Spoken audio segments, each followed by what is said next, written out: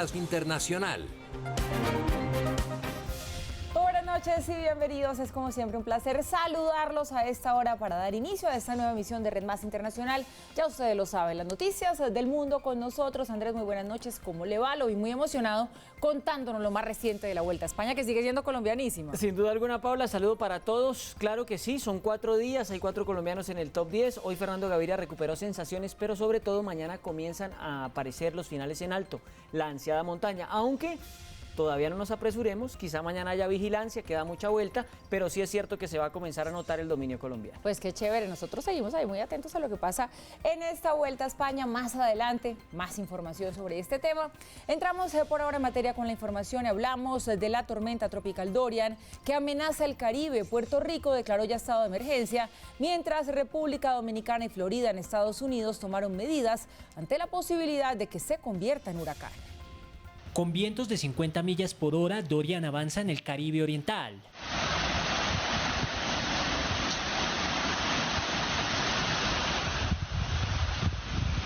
El Centro Nacional de Huracanes de Estados Unidos prevé que llegue el miércoles 28 de agosto en la tarde a Puerto Rico, en donde las autoridades declararon estado de emergencia. El pueblo de Puerto Rico, primero que nada, quiero que sientan tranquilidad, que dentro de la emergencia y sus planes particulares, los ejecuten, los lleven a cabo dentro de la tranquilidad, que el pueblo y los jefes de agencia se han preparado por los últimos 2 años. A pesar del llamado a la calma, centenares de puertorriqueños comenzaron a hacer preparativos para lo que podría ser el primer huracán de la temporada. Muchos han desocupado supermercados comprando grandes cantidades de provisiones como agua y alimentos.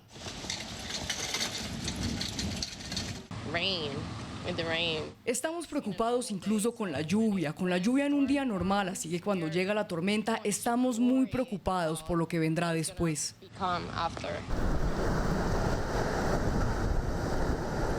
Dorian llegaría 2 años después del huracán María, cuyo devastador paso por el Caribe dejó un saldo de 3.000 personas muertas y daños que aún no han sido reparados a pesar de los recursos destinados por Estados Unidos, por lo que el propio Donald Trump emitió un mensaje. ¡Wow! Otra gran tormenta que se dirige a Puerto Rico. ¿Alguna vez terminará? El Congreso aprobó 92.000 millones de dólares para Puerto Rico el año pasado, un récord histórico de su tipo para cualquier lugar. También está previsto que Dorian golpee el este de República Dominicana durante la madrugada del jueves 29 de agosto, mientras que en Florida, Estados Unidos, provocaría intensas lluvias el fin de semana. Y el mal clima no solo afecta al continente americano. Las principales calles de Madrid y algunas líneas del metro tuvieron que ser cerradas por los fuertes aguaceros. La tormenta de lluvia, acompañada por una inusual granizada en esta época del año, cubrieron la capital española de hielo y agua, que alcanzó a registrar 36 litros por metro cuadrado. Los servicios de emergencia recibieron más de 1.000 llamadas y registraron decenas de establecimientos de comercio y viviendas afectados por ese mal clima. Bueno, y miren esto, después de que su gobierno rechazaba la ayuda que le ofrecía el G7 para combatir los incendios en la Amazonía, el presidente de Brasil, Jair Bolsonaro, aseguró que estaría dispuesto a aceptarla solo si su homólogo francés, Emmanuel Macron, retira sus insultos. En menos de 24 horas, el gobierno de Jair Bolsonaro ha cambiado de opinión sobre la ayuda ofrecida por los países del G7 para combatir los incendios en la Amazonía. En la noche del 26 de agosto, el jefe del gabinete, Onyx Lorenzoni, rechazó los 20 millones de dólares ofrecidos por el denominado Grupo de los 7 y criticó al mandatario francés Emmanuel Macron por el incendio en la Catedral de Notre Dame, ocurrido en París en abril de este año. Agradecemos la oferta, pero tal vez esos recursos sean más relevantes para reforestar Europa. Macron no logra siquiera evitar un previsible incendio en una iglesia que es un patrimonio de la humanidad y que pretende enseñarle a nuestro país. Pero horas después, el propio Jair Bolsonaro dio a conocer una posición diferente. Expresó que sí estaría dispuesto a recibir la ayuda, pero con una condición. Mire, en primer lugar, el señor Macron debería retirar los insultos que hizo contra mí. Primero me llamó mentiroso y luego, por la información que tengo, dijo que nuestra soberanía sobre el Amazonas era abierta. Entonces, para hablar o aceptar cualquier cosa de Francia, que podría ser con las mejores intenciones posibles, Macron tendrá que retirar esas palabras para que podamos hablar. El mandatario hizo referencia a la enérgica respuesta de Emmanuel Macron al apoyo que Bolsonaro supuestamente le dio a este meme en el que uno de sus seguidores se burlaba de la primera dama de Francia, Brigitte Macron. Y como tengo mucha amistad y respeto por el pueblo brasileño, espero que muy pronto tengan un presidente que se comporte a su altura. El debate se trasladó hasta las calles de ciudades como Río de Janeiro. Algunos ciudadanos pidieron que la ayuda extranjera llegue lo más pronto posible, pero otros respaldaron la postura del jefe de Estado ultraderechista. Nadie puede vivir completamente solo, nadie crece solo. Cualquier ayuda es siempre bienvenida, siempre y cuando sea bien intencionada. Creo que estamos en un momento donde hay una falta de esperanza y falta de credibilidad. La ayuda no puede vincularse a ningún tipo de envío a países extranjeros. Brasil debe tener autonomía sobre el Amazonas. No podemos aceptar esta internacionalización del Amazonas.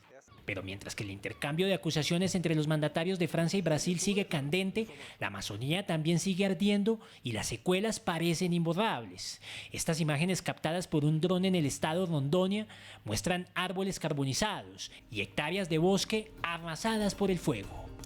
Bueno, y a propósito de toda esta polémica, el escritor brasileño Paulo Coelho pidió disculpas a Francia por la ofensa que Jair Bolsonaro supuestamente le causó a la esposa de Emmanuel Macron. Bonjour.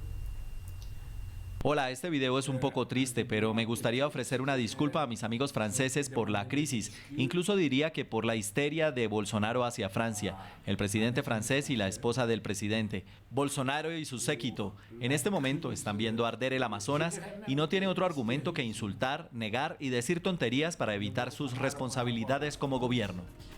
Todo un caballero el señor Coelho. Y en medio de las polémicas y de toda la crítica a Jair Bolsonaro por condicionar la ayuda para los incendios en la Amazonía, Donald Trump respaldó a su homólogo brasileño. Esto fue lo que dijo a través de su cuenta en Twitter. He llegado a conocer al presidente Jair Bolsonaro bien en nuestro trato con Brasil. Está trabajando muy duro en los incendios del Amazonas y en todos los aspectos está haciendo un gran trabajo para la gente de Brasil. No es fácil. Él y su país tienen el apoyo total y completo de Estados Unidos. Y mientras en Brasil Jair Bolsonaro es blanco de todas estas críticas que ya les hemos contado, en Bolivia el presidente Evo Morales declaró una pausa ecológica y prohibió la venta de tierras. Los incendios en territorio boliviano han consumido cerca de 1 millón de hectáreas y los más afectados son los animales.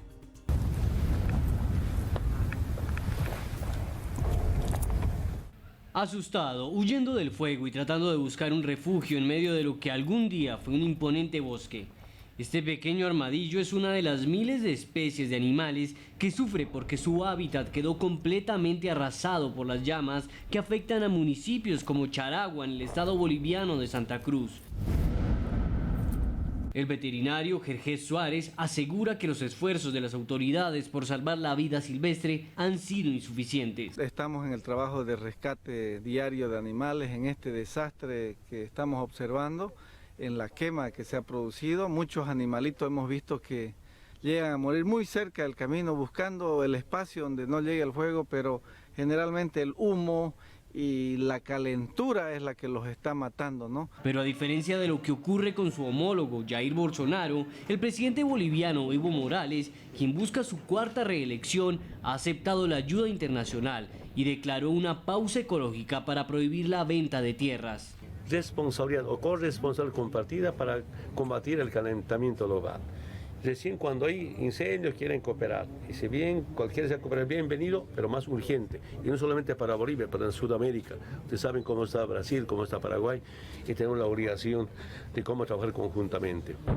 Me pasa igual de todos modos. Bolivia ha sido el segundo país más afectado por los incendios forestales en América Latina. Las llamas arden sin cesar a través de vastas extensiones de bosque tropical montañoso y sabanas cerca de la frontera con Paraguay y Brasil.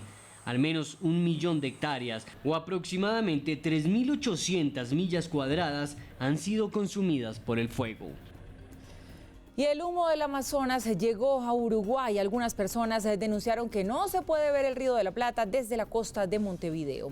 Los edificios en la rambla de la capital uruguaya quedaron cubiertos por el humo que desprenden los incendios en la selva del Amazonas, que ya afecta a 5 naciones de Sudamérica y que ha generado una alarma mundial. El Instituto Uruguayo de Meteorología explicó que ocurrieron 2 fenómenos este martes en el país: una niebla intensa por la mañana y la llegada del humo amazónico sobre el mediodía. En África, miren ustedes, la situación no es diferente frente a los casi 7.000 incendios en Angola. Estos mapas de la NASA evidencian los incendios en la región.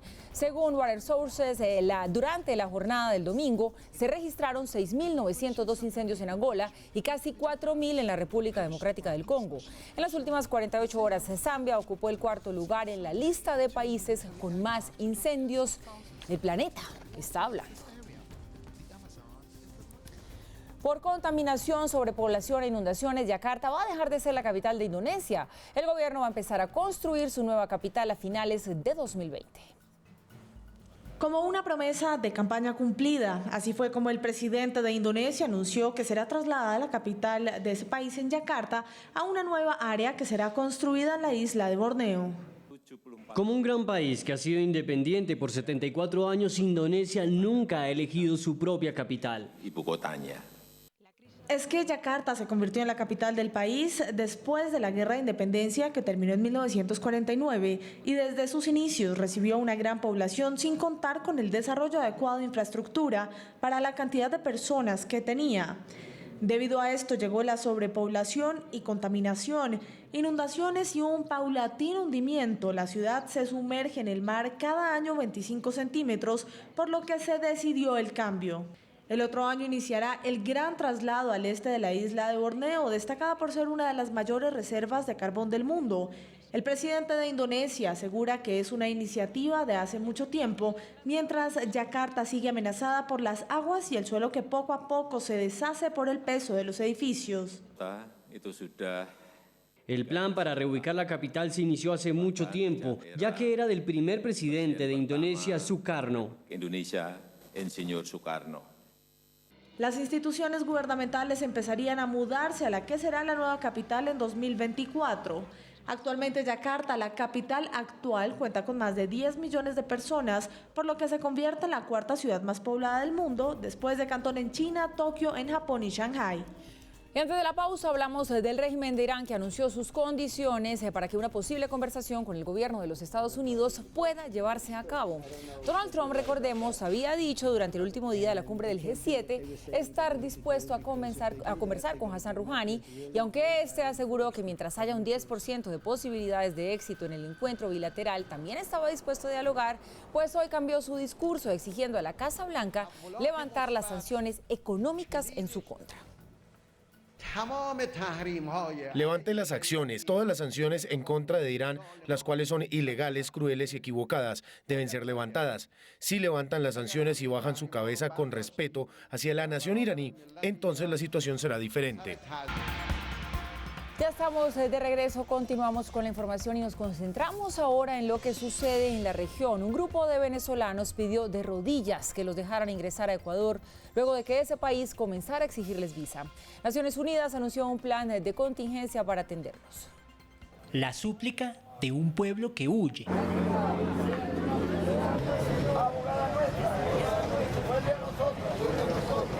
Este venezolano junto a otros paisanos se arrodillaba en medio del frío de la noche en Ipiales para implorarles a los policías que los dejen pasar hacia Ecuador. La imagen resume el drama y el desespero de cientos de migrantes que se quedaron varados en el puente Rumichaca en la frontera con Colombia, luego de que el gobierno ecuatoriano comenzara a exigirles visa humanitaria para poder entrar a ese país, requisito que entró en vigencia el lunes 26 de agosto. Hoy se puede morir 5 de hambre, de frío. ¡Y no hay médico! ¿Dónde está la Cruz Roja? ¿Dónde están los médicos? ¿Dónde están? Esta gente tiene hambre. ¿Dónde están los galpones aquí? Para que todos nos atiendan de verdad. ¿Derechos humanos dónde están? Las oficinas del Alto Comisionado de Naciones Unidas para los Refugiados en Colombia y Ecuador trabajan en conjunto para desarrollar planes de contingencia y atender a los venezolanos que permanecen en la frontera. Qué dolor, no se nos puede olvidar que son seres humanos. La oposición británica se une con el fin de frenar un Brexit sin acuerdo después de que el primer ministro del Reino Unido, Boris Johnson, anunciara su plan de clausurar el Parlamento para impedir que los diputados voten por una nueva extensión al artículo 50 y así aplazar la salida del Reino Unido de la Unión Europea estipulada para este 31 de octubre. El líder opositor Jeremy Corbyn reunió a su bancada, la cual propone votar una ley o presentar moción de censura contra Johnson. Por su parte, el diputado ultraconservador Nigel Farage le propuso al premier británico una coalición para salir de la Unión Europea sin acuerdo. El presidente de Turquía viajó a Rusia para reunirse con su par, con Vladimir Putin, y tratar principalmente la situación en Siria. Sin embargo, el mandatario ruso aprovechó para ofrecerle un nuevo modelo de aviones de guerra que preocupó al presidente de Estados Unidos, a Donald Trump.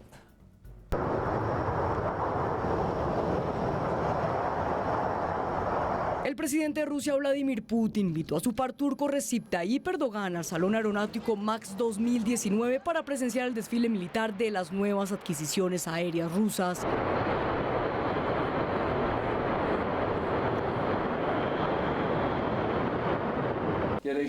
Hoy tuvimos la oportunidad de ver los productos de la industria militar rusa. Estoy feliz de que hoy también tuvimos la oportunidad de ver los motores producidos en la Federación de Rusia para aviones y helicópteros civiles y militares. Pero hubo un avión que llamó la atención del mandatario turco, el Su-57, un caza de quinta generación el cual Rusia aspira a que se convierta en el pilar de la aviación táctica y que el gobierno de Estados Unidos negó vender a Erdogan. Naturalmente podríamos unir nuestros esfuerzos en las esferas donde nuestra experiencia es la más efectiva y buscada. Pese a que el tema principal de la reunión era Siria, en donde ambas naciones apoyan al régimen de Bashar al-Assad, lo que más llamó la atención fue la camaradería de Erdogan y Putin. Una reunión que sin duda prende las alarmas en la Casa Blanca y que podría significar la imposición de nuevas sanciones por parte de Washington a Ankara de hacerse efectiva la compra del avión fantasma Su-57. Tras un primer acoplamiento fallido en la Estación Espacial Internacional, el Soyuz MS-14 con el robot humanoide Fedor a bordo ya llegó a su destino. Se espera que Fedor regrese a la Tierra el próximo 7 de septiembre. El pasado 23 de agosto despegó desde Kazajistán Fedor, el primer robot humanoide ruso con rumbo a la Estación Espacial Internacional. Y aunque el acoplamiento debió hacerse de manera automática el pasado sábado, una falla en el sistema Kurs impidió estabilizar el cohete. Al parecer, la nave habría sentido vibraciones al acercarse a una sección de la estación, por lo que la maniobra fue cancelada. Perdón por el retraso, quedé atrapado en un embotellamiento, listo para reanudar el trabajo. Tras las disculpas de Fedor y con la ayuda de Alexander Svorstov, cosmonauta ruso que controla el robot humanoide, hoy en su segundo intento de acoplamiento, la nave aeroespacial logró ajustarse de manera exitosa en la Estación Espacial Internacional. Fedor permanecerá en el espacio hasta el próximo 6 de septiembre, día en el que iniciará su misión de regreso a la Tierra. El robot de 1,80 m de estatura y con un peso de 160 kilos, aunque no podrá moverse libremente por la estación espacial, tiene como misión llevar a cabo tareas entre las cuales está probar sus capacidades en condiciones de gravedad bajas e imitar los movimientos humanos para ayudar a los cosmonautas a realizar sus tareas en próximos viajes. Fedor se ve fantástico. Y ahora escuchen esto, a través de la realidad virtual, pacientes con demencia senil han logrado recuperar algunos recuerdos de su pasado. Aunque no se trata de una terapia certificada, sus logros han emocionado no solo a quienes la practican, sino también a los pacientes. Miren, por ejemplo, esta historia de amor de un paciente que volvió a enamorarse de quien ya era su esposa. La demencia senil es la disminución del funcionamiento intelectual que interfiere con funciones cotidianas y que afecta parcial o completamente capacidades como la memoria, el lenguaje, percepción, juicio o razonamiento.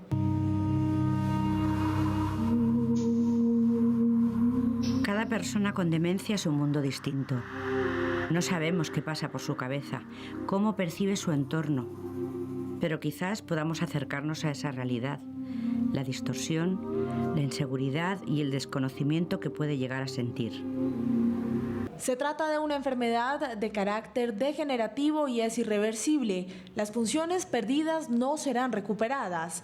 En pleno desarrollo tecnológico, la realidad virtual ha jugado un papel clave, ya que puede ayudar a recuperar recuerdos a las personas que padecen esta enfermedad.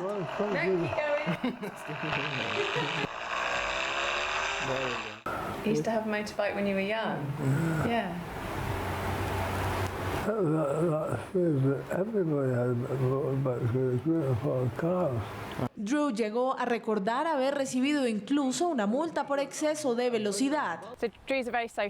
Drew es un hombre muy sociable, le gusta estar ocupado y se beneficia con muchas de nuestras actividades. La realidad virtual ha sido un éxito total con él, y lo que encontramos con Drew es que tal vez no recuerde el día a día, pero recuerda absolutamente sus experiencias con la realidad virtual. Y no solo eso, sino que continuará y le contará a la gente sobre las reacciones de otras personas hacia él, hablando de realidad virtual, y ha sido realmente mágico.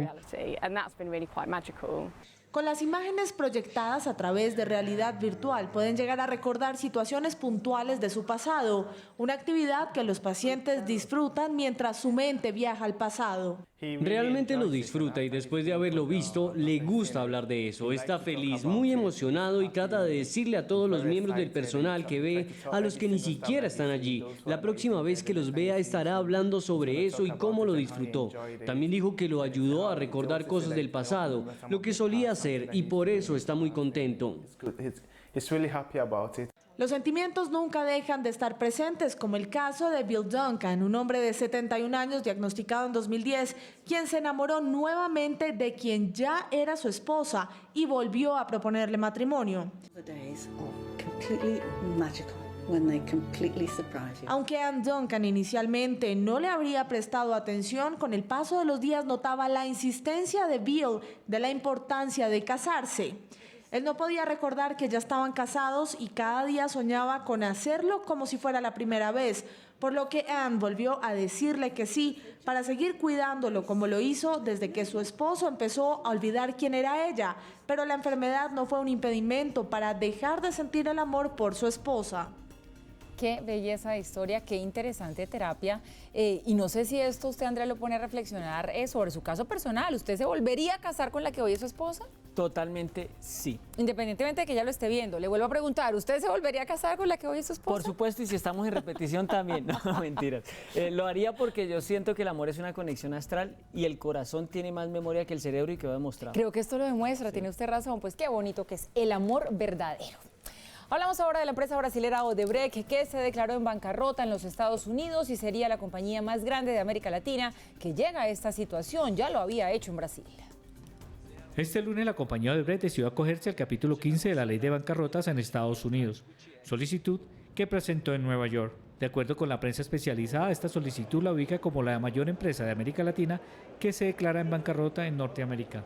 Ya en el mes de julio pasado, Odebrecht se había declarado en quiebra en su país de origen, Brasil. Si este proceso es reconocido por el Tribunal de Estados Unidos, la compañía podría disfrutar de los beneficios de la ley de bancarrota, lo que en la práctica le daría la opción de protección contra la incautación de activos en el país. Un analista del mercado dijo en Bogotá que no está claro el alcance de esa decisión, es decir, si la protección de activos puede llegar a países diferentes a Estados Unidos y evitar que, por ejemplo, bienes en Perú o Colombia puedan ser incautados en medio de la investigación por sobornos que se adelanta en cada nación. Odebrecht debe reestructurar una deuda de $25.000 millones y se le adelanta una investigación por corrupción en la que admitió haber pagado $788 millones en sobornos a funcionarios de 12 países, entre los que se cuentan Argentina, Brasil, Colombia, República Dominicana, Ecuador, Guatemala, México, Mozambique, Panamá, Perú, Venezuela y Angola. El caso Odebrecht es una investigación que adelanta el Departamento de Justicia de Estados Unidos sobre la constructora, porque habría realizado coimas o sobornos para obtener beneficios, en este caso para que les fueran adjudicadas obras de infraestructura. Han resultado implicados altos funcionarios, incluidos los nombres de algunos expresidentes. Por esta razón, hasta ahora en ninguno de los países donde se han adelantado investigaciones, estas han podido desvincularse del estamento político. Según la información que se ha entregado, Odebrecht creó una caja alterna para mover recursos por debajo de la mesa desde 2010 y realizar así los sobornos. Esa investigación comenzó en Curitiba, pero fue el Departamento de Justicia de Estados Unidos el que lo dio a conocer al imponer una multa de $3.500 millones a la empresa brasilera por el pago de esas coimas. Momento de conocer otros sucesos que han sido noticia en el mundo aquí en Red Más Internacional. En video quedaron registrados 3 grandes tornados que se formaron en la ciudad de Málaga, en España, los cuales causaron algunos destrozos. Como una película de terror, el cielo pasó en minutos de azul a gris, mientras los ciudadanos describían la situación como una escena apocalíptica. Como todos los años, en el último miércoles de agosto se da inicio a la tomatina, la guerra de tomates más famosa del mundo que tiene lugar en España. Los organizadores ya preparan las miles de toneladas de tomates, mientras que los residentes protegen sus viviendas de ser impactadas y teñidas de rojo. Robo de película a plena luz del día en una prestigiosa joyería de Nueva York. Los ladrones lograron convencer a los empleados que solicitaban una reunión privada, mientras sus cómplices desocupaban los mostradores. Profesor universitario australiano fue detenido por espionaje en China. Ya le fueron oficializados los cargos después de haber sido detenido hace 7 meses, bajo duras condiciones sin haber sido imputado. El peso argentino cayó a su mínimo valor en casi 2 semanas después de que el candidato a la presidencia de ese país, Alberto Fernández, criticara un acuerdo con el Fondo Monetario Internacional al manifestar que no había logrado ninguno de sus objetivos. El convento de la Natividad en la ciudad de Moscú se prendió en llamas, afectando gran parte de la estructura. El incendio, que según las autoridades no causó la muerte de ninguno de los habitantes, inició en el techo del histórico monasterio fundado en 1386.